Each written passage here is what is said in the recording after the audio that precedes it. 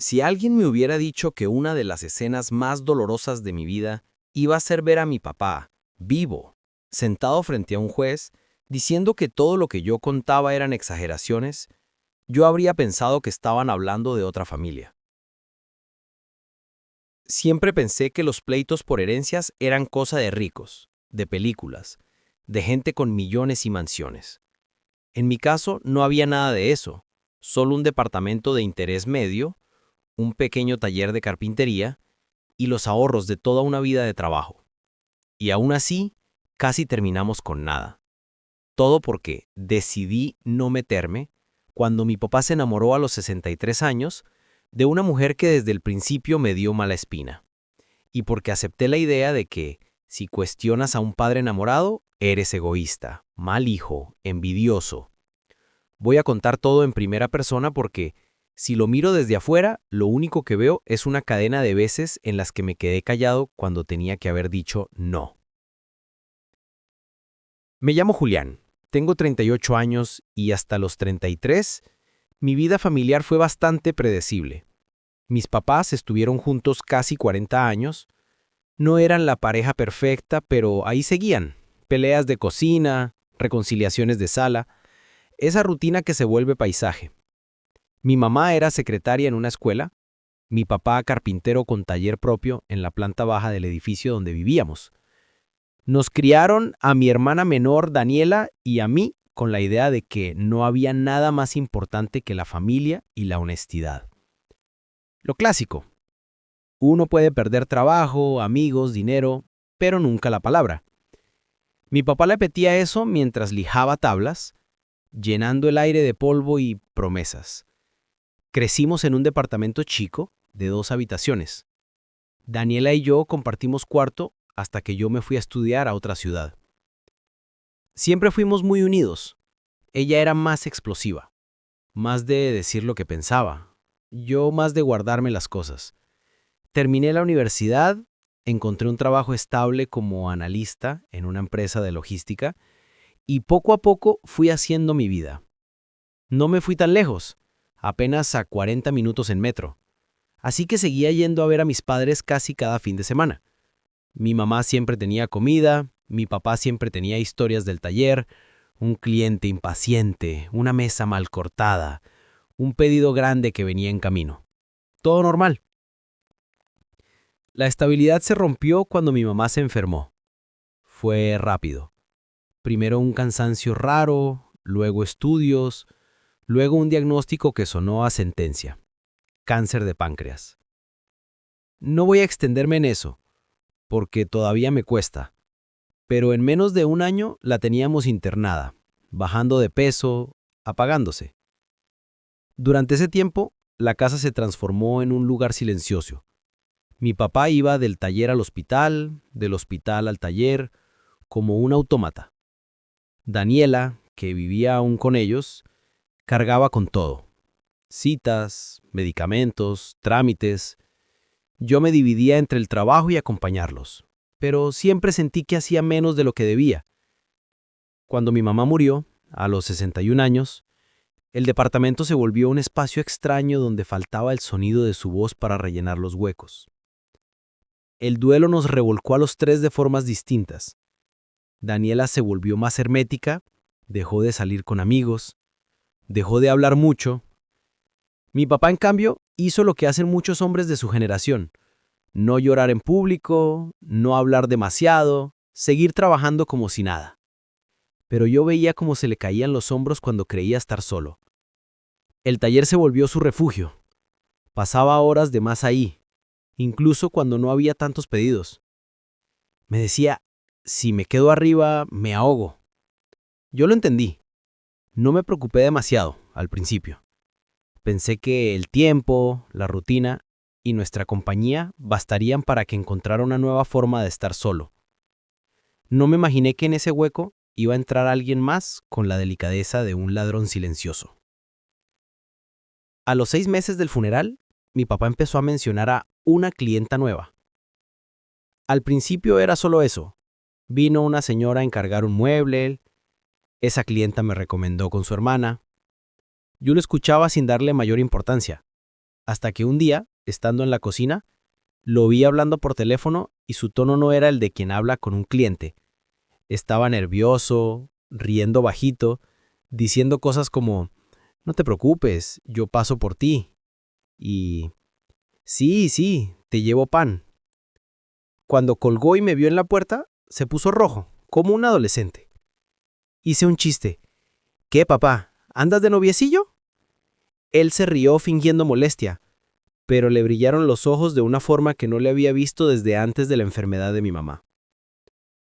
Al poco tiempo, nos la presentó. Se llamaba Verónica. Tenía 47 años, divorciada según ella, con una hija de veintitantos que vivía en otra ciudad. La conocimos un domingo. Llegó al departamento con una tarta de manzana y una sonrisa de catálogo. Era guapa, hay que decirlo. Pelo teñido de rojo oscuro, uñas impecables, perfume fuerte. Apareció por la puerta abrazando a mi papá del brazo como si llevaran años. Él parecía nervioso y orgulloso a la vez. Les presento a Vero, mi amiga, dijo dando énfasis a esa palabra como quien no quiere adelantar el título de novia frente a los hijos. Verónica fue amable con nosotros, demasiado amable. Me dijo que había escuchado muchas cosas de mí, que mi papá estaba muy orgulloso, que no todos los hijos son tan presentes.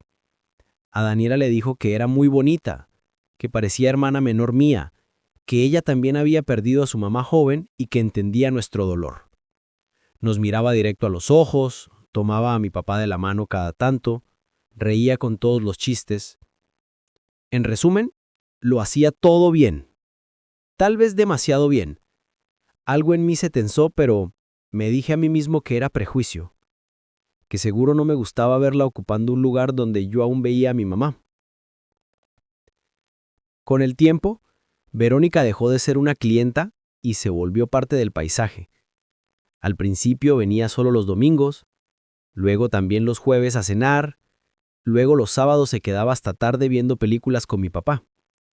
A los pocos meses, Daniela me contó, casi susurrando, que algunas noches directamente se quedaban a dormir. Yo, con mentalidad de adulto, traté de verlo así.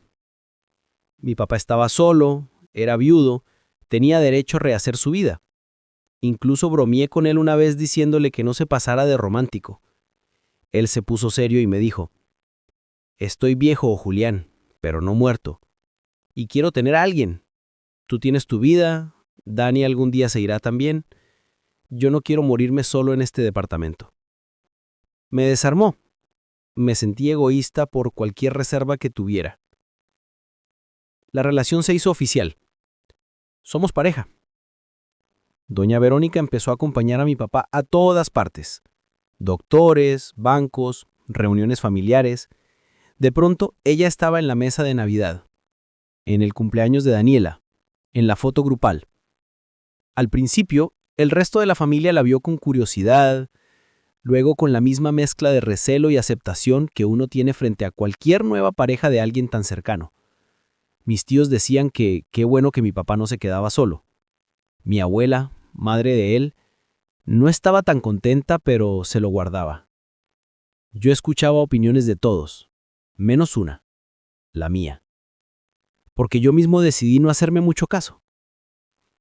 Lo cierto es que Verónica no tardó en empezar a opinar sobre cosas que no solo eran emocionales, sino también prácticas. Don Raúl, así le decía a mi papá, ese taller suyo es un tesoro, pero está un desastre, debería actualizarse, buscar clientes más grandes, empresas, no solo muebles sueltos. Con lo que usted sabe hacer se podría ganar mucho más si alguien le ayuda a organizarse. No puede ser que esté pagando tantos impuestos, seguro hay formas de deducir más cosas. Decía eso frente a mí guiñándome un ojo, como si me incluyera en el plan, aprovechando que yo era contador. Mis alarmas sonaban, pero ella siempre estaba rodeada de palabras bonitas. Empezó a acompañarlo al banco para explicarle mejor las cosas. Mi papá nunca fue muy amigo de la tecnología. Apenas se manejaba con la tarjeta y el cajero. De repente, Verónica empezó a saber más que nosotros de sus cuentas. ¿Qué día caía la pensión? cuánto quedaba de la hipoteca del departamento, cuánto entraba del taller. A mí que he trabajado en finanzas años, me hubiera tocado naturalmente ese rol, pero fue ella la que se lo ganó a punta de cercanía diaria. Cuando le sugerí a mi papá que me dejara ayudarle a ordenar sus papeles, me dijo: «Luego vemos, mijo. Vero ya me está echando una manito, no te preocupes». Era la primera vez que me excluían de algo así, y dolió. Pero me tragué el orgullo. Otra vez. A los 2 años de relación, Verónica se mudó oficialmente al departamento. Daniela, que seguía viviendo ahí, fue la que lo sufrió más. Pasó de tener su casa familiar con su papá a compartirla con una mujer que reorganizó todo. Muebles, horarios, rutinas, cosas pequeñas como cambiar las cortinas que había elegido mi mamá o tirar la vajilla vieja, porque ya estaba muy fea, se sentían como pequeñas traiciones. Daniela me llamaba llorando algunas noches, diciéndome que no soportaba verla ocupando el lugar de nuestra madre, incluso usando su delantal en la cocina. Yo trataba de calmarla, le decía que hablara con mi papá, que pusiera límites. Cuando lo hacía, él le respondía que estaba exagerando, que no podía vivir anclada al pasado, que Verónica también era parte de la familia ahora. Mi hermana y él empezaron a pelear cada vez más. Verónica, mientras tanto, jugaba el papel de mediadora dulce. «No quiero ser motivo de conflictos. Si quieren me voy», decía, con lágrimas contenidas, logrando que mi papá se pusiera aún más de su lado. En paralelo, hubo un cambio crucial del que no nos enteramos hasta después. Mi papá empezó a tener problemas de memoria. Al principio eran cosas pequeñas, olvidar dónde dejaba las llaves, repetir una anécdota 2 veces en una comida. Lo atribuimos a la edad, al estrés. Luego empezó a olvidar citas importantes, un turno médico, un encargo grande del taller. Cuando se lo hacíamos notar, se molestaba. Decía que todo mundo se olvida de cosas, que no lo trataran como viejo. Verónica solía justificarlo. «Es que tiene tantas cosas en la cabeza, Raúl no para nunca». Pero yo, por mi experiencia viendo papeles y fechas, notaba que era más que simple despiste. Un día, mientras revisaba con él unos recibos, me di cuenta de que había pagado 2 veces la misma factura de luz en menos de un mes. Otro día, me llamó para preguntarme a qué hora iba a pasar por él, siendo que no teníamos ningún plan.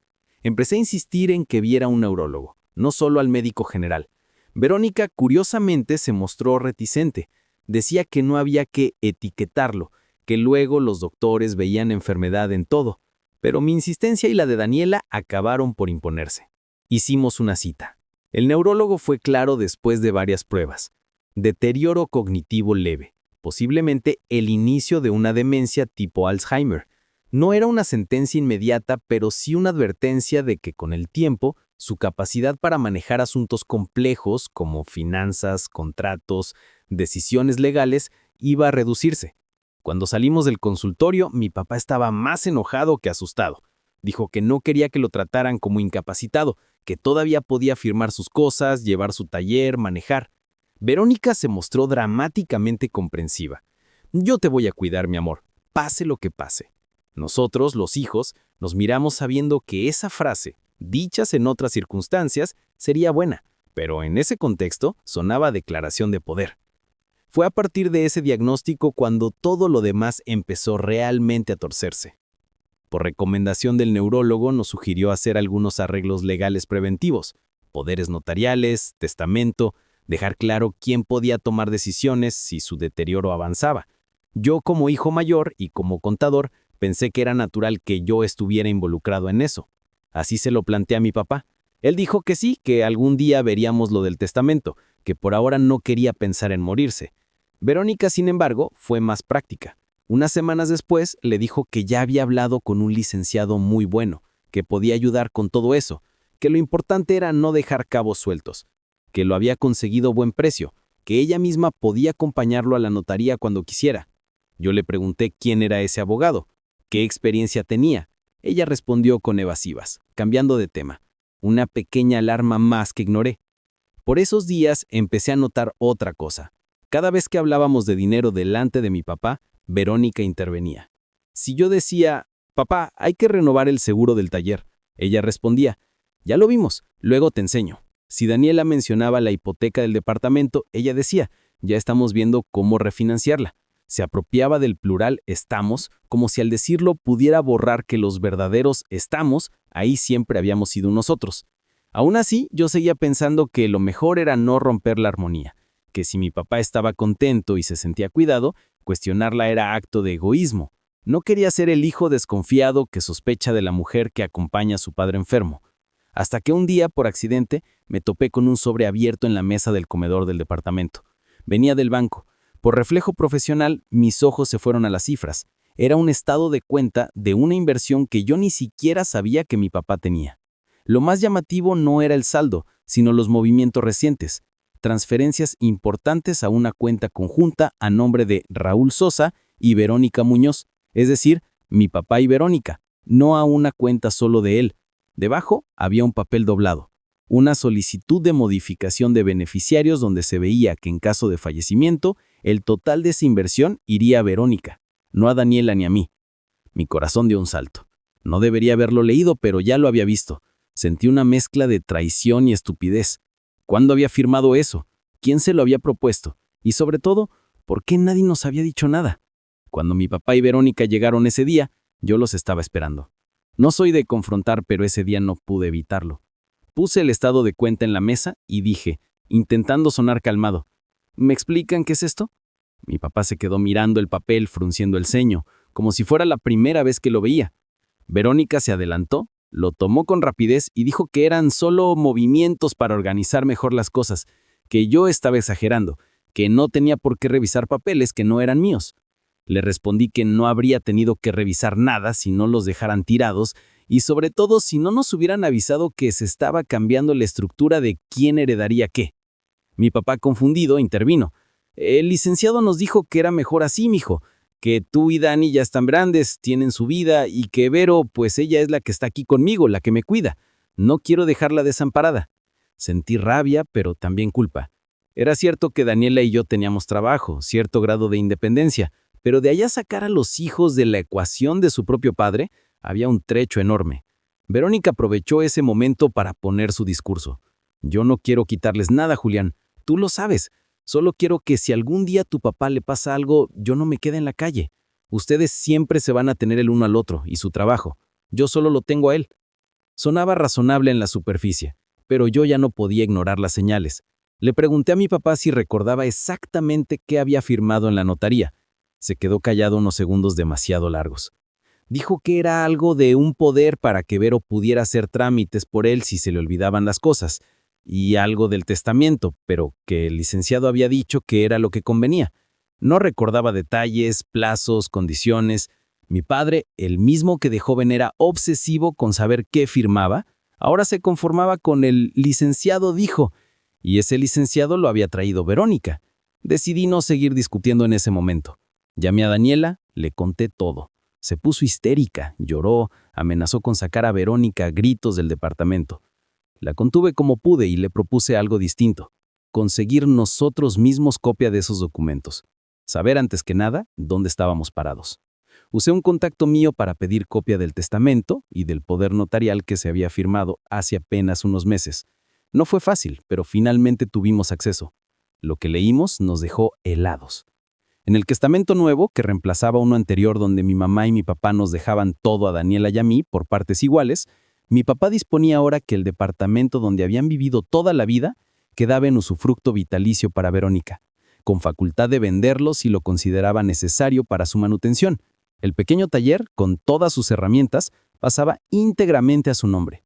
A nosotros los hijos nos dejaba cualquier saldo restante de cuentas, y una mención vaga de que confiaba en que la señora Verónica sabría ayudarlos si lo necesitaban. Era en la práctica entregarle a ella el control de lo único que mis padres habían construido. El poder notarial, además, le otorgaba a Verónica capacidad para representarlo en trámites bancarios, vender bienes, firmar contratos, y se había firmado hace apenas unos meses, justo cuando el neurólogo había hablado de su deterioro. Mostré sus papeles a un abogado amigo. Me dijo que el escenario era muy serio. Legalmente, mientras no se declarara incapaz a mi papá, los documentos eran válidos, pero si se podía demostrar que en el momento de firmarlos ya tenía deterioro importante y que hubo influencia indebida, se podía impugnar. La palabra clave era demostrar. Eso implicaba informes médicos, testimonios, tiempo y dinero. Mientras tanto, Verónica tenía en la práctica el poder de vender el taller, mover cuentas y quedarse viviendo en el departamento aunque nosotros no estuviéramos de acuerdo. Hablé con mi papá de nuevo, esta vez a solas, llevándole copias de todo. Le expliqué con calma cada cláusula, cada efecto. Lo vi confundido, entre molesto y asustado. Por momentos parecía entender, por momentos se perdía. Me dijo algo que me partió. Yo solo quería que nadie se peleara cuando yo no esté, mijo. El licenciado dijo que con esto se evitaban problemas, que tú y Dani ya tienen su vida, que Vero se iba a encargar de todo. Yo me cansé de pensar. Le pregunté si de verdad era lo que quería, que Verónica pudiera vender el lugar donde habíamos crecido y luego ver si nos daba algo. Se quedó callado mucho rato, y al final dijo, confío en ella. Esa frase, dicha así, sin fuerza, fue como ver a alguien firmar su propia rendición. Daniela no fue tan diplomática. Confrontó directamente a Verónica. Le gritó, la llamó vividora, manipuladora, interesada. Verónica lloró. Se defendió diciendo que ellas también tenían derecho a ser felices, que nadie le agradecía todo lo que hacía por mi papá, que si queríamos encargarnos nosotros, que renunciáramos a nuestras vidas para venir a cuidarlo todos los días. La discusión subió de tono. Mi papá, en medio, se llevó las manos a la cabeza y gritó que ya estaba harto de que todos lo trataran como botín. Ese día Daniela se fue a dormir a mi departamento, diciendo que no podía seguir viviendo ahí con esa mujer. Lo que siguió fue una guerra fría. Yo seguí visitando a mi papá, pero el ambiente era pesado. Verónica me trataba con cortesía distante. A veces cuando él no escuchaba, soltaba frases como, no entiendo por qué no puedes alegrarte de que tu papá tenga a alguien. Yo respondía que no era eso, sino la combinación de su presencia con esos documentos. Ella se ofendía, decía que yo la llamaba ladrona sin pruebas. Empecé a notar que cada vez que mi papá se confundía con algo, una fecha, un nombre, ella interfería, contestaba por él, completaba frases, lo protegía de mostrar debilidad. Parecía algo tierno, pero en el fondo era una forma de controlar qué veía el mundo de su estado real. El punto de ruptura llegó cuando, un día, al pasar frente al taller, vi un cartel pegado en la cortina, se vende. Me quedé helado. Entré de inmediato.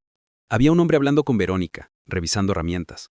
Mi papá estaba sentado en una silla como invitado, mirando el suelo. Me presenté, saludé al comprador con cortesía, le pedí un momento con ellos. Cuando se fue, con la promesa de regresar con el dinero la próxima semana, exploté. ¿Qué están haciendo? ¿Cómo que se vende el taller? Sin consultarnos. Verónica dijo que el taller ya no era rentable, que mi papá se cansaba mucho, que era mejor vender las máquinas y con eso asegurar la vejez. Mi papá murmuró que ya no tenía fuerzas, que había accidentes, que le temblaban las manos. Yo entendía que él ya no podía trabajar como antes. Lo que no podía aceptar era que se hiciera todo a espaldas nuestras, con Verónica decidiendo sola. Le dije que si querían cerrar el taller, podíamos hacerlo de manera ordenada, quedándonos con algunas cosas, alquilando el local a alguien de confianza, planificando. Ella respondió que ya estaba todo arreglado, que mi intervención solo retrasaba lo inevitable. Fue ahí cuando decidí que no bastaba con discutir, había que actuar legalmente.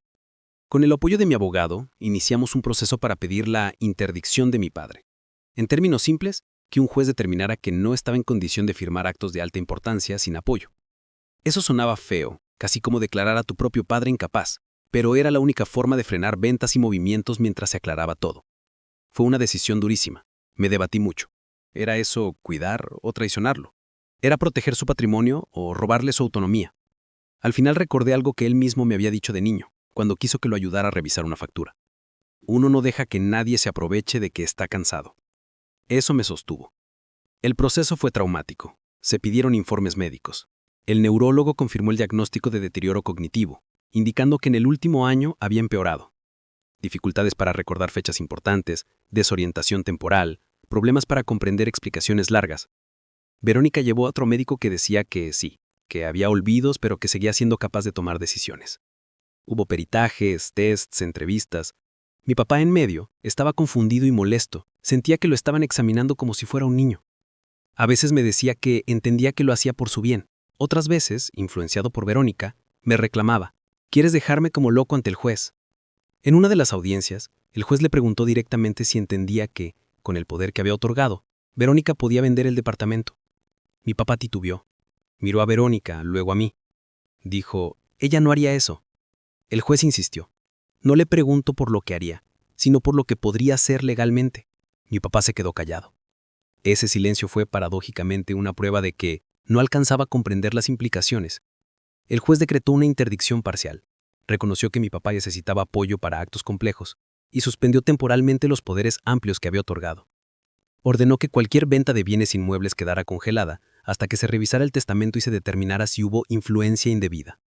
Verónica se enfureció. Me acusó de arruinarle la vida, de querer controlar a mi papá, de ser un hijo ambicioso que solo piensa en la herencia.